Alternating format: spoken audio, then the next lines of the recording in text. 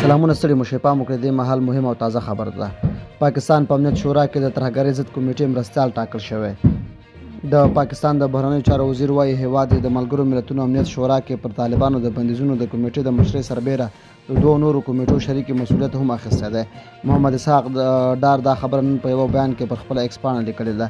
د پاکستان د مرستیال صدر اعظم او بهرنیو چارو وزیر ښاغلي ډار په خبره هیواد د ترهګرۍ ضد کمیټې مرستیالي او د مستندسازۍ او بندیزونو د ګډو نارسمي ګروپونو شریک مشرۍ ته رسېدلی.